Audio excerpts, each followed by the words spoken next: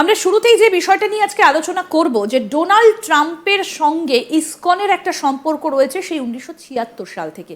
যদি আপনি একটু বিস্তারিত বলেন কি সেই সম্পর্ক।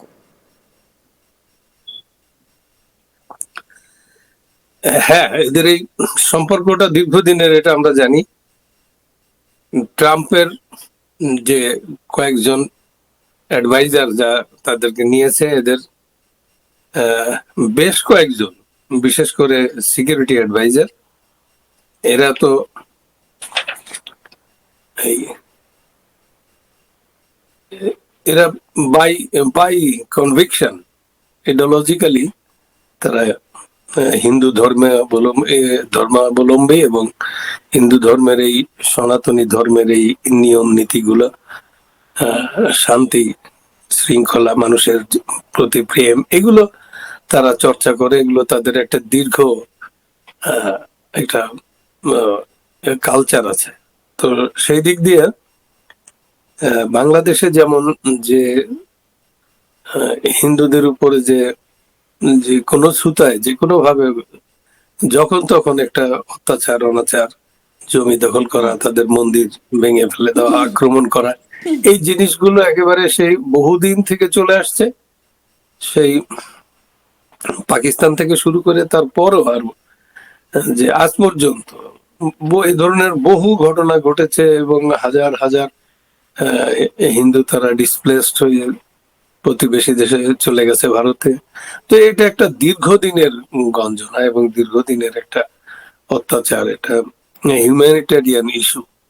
তো এদিক দিয়ে তাদের ট্রাম্পের যারা আছে সাথে, শুধু তারা হিন্দু বলে নয়, তারা ইসকনের সমর্থক বলে নয়, তাদের ভিতরে একটা, আপনারা তো জানেন যে পশ্চিমাদের বাই নেচার তাদের মানবিক গুণাবলী বেশি করে তাদের কার্যকলাপে হাইলাইটেড হয়। তো সেদিক দিয়ে তারা সাধারণ মানুষের কাছে, এই বঞ্চিত নিগৃহীত মানুষের পাশে তারা দাঁড়াবে, এটা বাই নেচার। আর তারপরেও তারা তাদের একটা ইডিওলজিক্যাল, তাদের যে ধর্মীয় যে অনুভূতি, সেটার উপর সেটা তো ক্লাস করবে।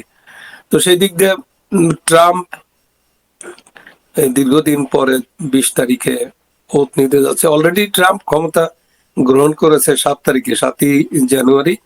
তাকে কংগ্রেসে বসে তার জয়লাভ করেছে। আপনাকে ট্রাম্প যাদেরকে তার বিভিন্ন সপার্ষদ যাদের সঙ্গে এবার তিনি মসনদে বসেই যাদের ওপর তিনি নানা রকম দায়িত্ব দেবেন, তাদের মধ্যে অনেকেই কিন্তু ইসকনের ভক্ত। কিন্তু তার পাশাপাশি আরও একটা তথ্য আপনাদেরকে জানিয়ে রাখি, 1976 সালে ইসকনের সদস্যরা তারা একটা বড় জায়গা খুঁজছিলেন যেখানে তারা জগন্নাথ দেবের মূর্তি প্রতিষ্ঠা করতে পারেন এবং সেখানে যারা ইসকনের ভক্ত তারা যাতে সেখানে থাকতে পারেন। ট্রাম্প কিন্তু 1976 সালে সেই জায়গাটা দিয়েছিলেন, একটা বড় জায়গার ব্যবস্থা করে দিয়েছিলেন এবং তারপর থেকে সেখানেই রথযাত্রার উৎসব হয়ে আসছে। এমনকি তিনি এই যে জায়গাটা যেটা দিয়েছিলেন 1976 সালে, আজও সেখানকার মানুষ কিন্তু ট্রাম্পের অবদান উল্লেখ করেন এবং ইসকনের যে কার্যকলাপ এখনো পর্যন্ত সেই জায়গাটাতেই হয়। অর্থাৎ যেখানে এই জগন্নাথ প্রভুর মূর্তি গড়ে ইসকনের যেখানে একটা জায়গা তিনি করে দিয়েছিলেন, একটা মন্দির তৈরির জায়গা তিনি করে দিয়েছিলেন, সেই জায়গাটা তিনি দিয়েছিলেন 1976 সালে। সেখানে কিন্তু এখনো পর্যন্ত সেই উৎসবগুলো হয়ে আসছে। এইভাবে সেটা আজকে নয়, 1976 সালে, 2025 সালে দাঁড়িয়ে আমরা দেখতে পাচ্ছি যে আজ থেকে এতগুলো বছর আগেই ইসকনের সঙ্গে কিন্তু ট্রাম্পের একটা সম্পর্ক রয়েছে। তাহলে স্যার এই জায়গাটা একটু আসতে চাইব, এই যে চিন্ময় কৃষ্ণ দাস প্রভু, তিনিও তো ইসকনের একজন সদস্য ছিলেন, ইসকনের ভক্ত। সেই জায়গায় তার মুক্তি না দেওয়াটা ইউনুস প্রশাসনের কাছে এবার কি বুমেরাং হবে?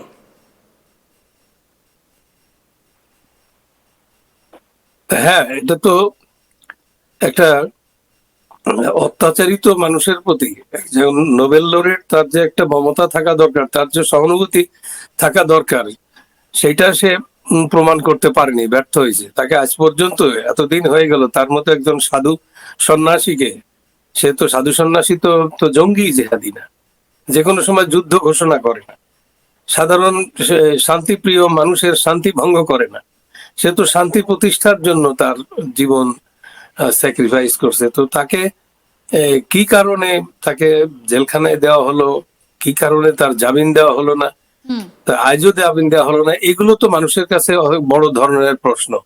আর আপনি যে কথাটা বলছিলেন যে যে দীর্ঘদিনের যে ইসকন, আমার মনে হয় না পশ্চিমাদের যে ইসকনের সমর্থক বলে যে সে ইসকনের এই পক্ষে থাকবে, এটা এমনি তো সাধারণ মানুষের, নিগৃহীত, বঞ্চিত, নিপীড়িত মানুষের পাশেই থাকার কথা এদের।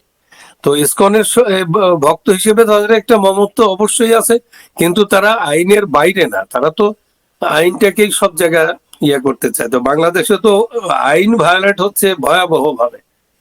এখানে কোনো আইনের উকিলদেরকে কোর্টে হাজির হতে দিচ্ছে না, পিটাইয়ে বাইর করে দিচ্ছে, জাজদেরকে পিটাইয়ে বাইর করে দিচ্ছে, তাদেরকে একটা ভ্যান্ডালিজম চলছে। তো এইটাকে তারা কোনো অবস্থাতেই সমর্থন করবে না। তাদের এটা অলরেডি এস্টাবলিশড হয়ে গেছে যে বাংলাদেশে কি হচ্ছে। ওরা যতই বলুক যে না আমরা হিন্দুদের এমন কিছু করছি না, মুখে তারা অনেক কিছু বলছে, কিন্তু কার্যকলাপ, কাজে কর্মে আমরা দেখছি, সারা বিশ্ব দেখছে যে কত অত্যাচার হচ্ছে সাধারণ মানুষ, রাজনৈতিক দলগুলো, তারপরে এই বিশেষ করে হিন্দুদের উপরে এই আপনার 5ই আগস্টের পর থেকে যে হিন্দুদের উপরে যে অত্যাচার শুরু হয়েছে, আজও কিন্তু সে অত্যাচার বন্ধ হয়নি। কাজেই সিম্প্যাথি তারা তো পাবেই না, বরং তাদেরকে আন্তর্জাতিক ইয়াতে পরিমণ্ডলে এনে বিচারের সম্মুখীন হতে হবে, এটা আমার দৃঢ় বিশ্বাস। আর রিসেন্ট যে বাংলাদেশের যে পলিটিক্যাল চেঞ্জ ওভার হচ্ছে, এইখানে সাধারণ মানুষের উইল, তারপরে এই সংখ্যালঘিষ্ঠ ইয়াদের অধিকারটা প্রতিষ্ঠিত হবে, এটা আমার দৃঢ় বিশ্বাস। ট্রাম্পের সেই বর্তমান অ্যাডমিনিস্ট্রেশন বাইডেনের মতো ওই রকম হবে না, যে দেখছে না বা তারা একটা এজেন্ডা নিয়ে এগোচ্ছে, এরকম না। এখানে একটা সত্যিকার অর্থে সাধারণ মানুষের পাশে এসে দাঁড়াবে ট্রাম্প, এই বিষয়টা নিশ্চিত হয়ে গেছে। তো 20 তারিখের পরে দেখা যাবে যে যে একটা ফ্রুটফুল একটা কিছু আমরা দেখতে পাবো, একটা শান্তির জন্য সাধারণ মানুষের যে পাশে গিয়ে যে গোটা বিশ্ব দাঁড়াবে, এটা আমি নিশ্চিত। স্যার, আমি একটু জানতে চাইবো আপনার কাছে, বিভিন্ন সূত্র মারফত তো আপনার কাছে খবর আসে, আপনি এতদিন সাংবাদিকতার পেশাতে রয়েছেন, এই যে ইসকনকে নিষিদ্ধ করার একটা দাবি বাংলাদেশে মৌলবাদীদের তরফ থেকে উঠেছিল, যদিও সেটা পরে আর মানা হয়নি, এই মুহূর্তে দাঁড়িয়ে ইসকনের যে প্রতিষ্ঠানগুলো রয়েছে বাংলাদেশে বা সনাতনীরা, তাদের অবস্থা এই মুহূর্তে কেমন?